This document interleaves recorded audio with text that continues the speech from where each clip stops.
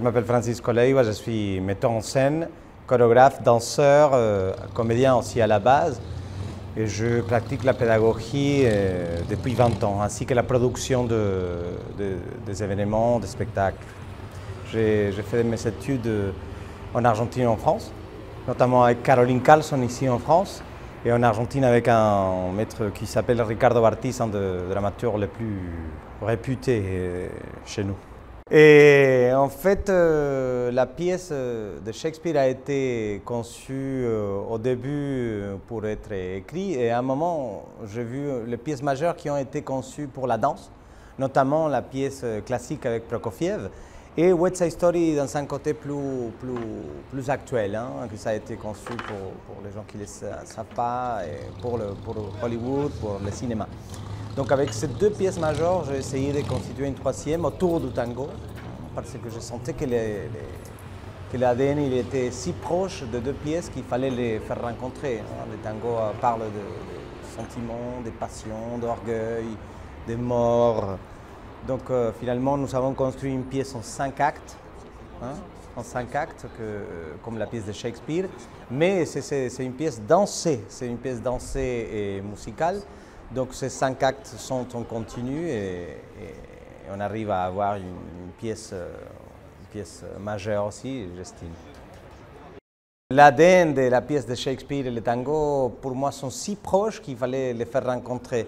Par exemple, la passion, la haine, l'orgueil, la mort de la pièce de Shakespeare, la rencontre de deux corps, de deux âmes qui se retrouvent, et une difficulté parfois, et une rencontre si intense en même temps. Le spectacle est structuré en 5 actes comme la pièce de Shakespeare, sauf qu'il n'y a pas de coupure dans la pièce. C'est 1h10 de spectacle avec les musiciens et les danseurs. Donc chaque acte est inspiré d'une sensation, un sentiment qui est évoqué dans l'écriture de William. Bon, je pense que c'est une condensée des sensations, des émotions qui font qu'on sort du spectacle avec un ressenti qui parle à la fois des tragédies, mais on se sent quand même avec une joie à la fin. C'est un sentiment étrange, mais c'est surtout, comme j'ai dit, un condensé de sensations et d'émotions. La pièce est constituée de 10 danseurs et de 3 musiciens, 4, ça dépend de la formule. Donc la direction musicale est à la charge de Facundo Torres de Gotham Project, le bandononiste de Gotham Project.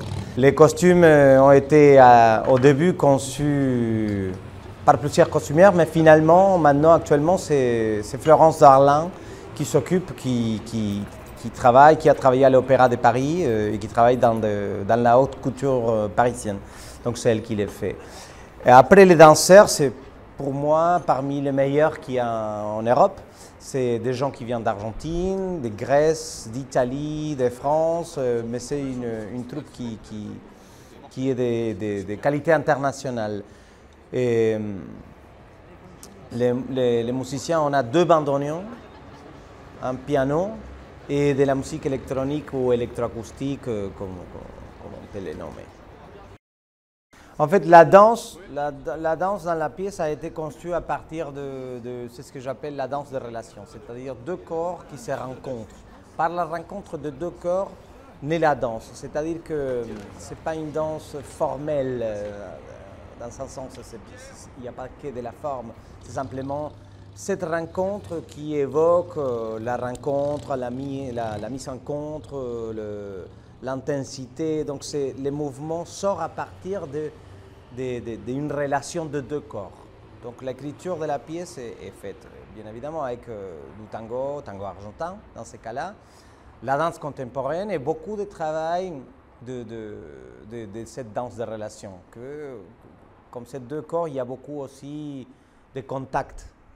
Donc on pourrait dire qu'il y a quelques passages de la danse contact, entre guillemets.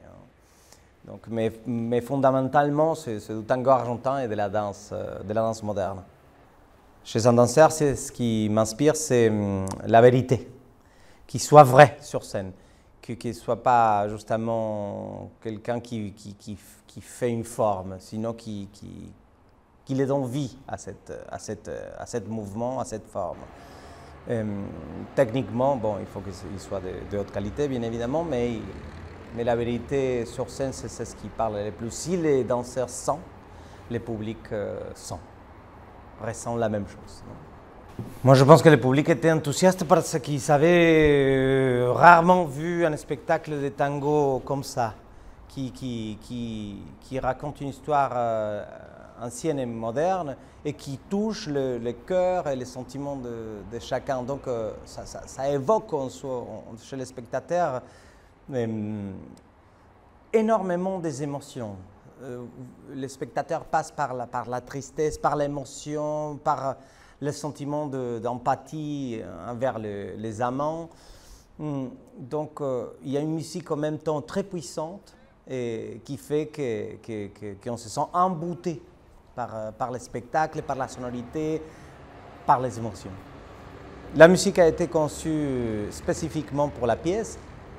Il y a un 70% de musique composée et certains musiques enregistrées que ça me paraissait très important de présenter. Des anciens tangos, mais très rythmés en même temps.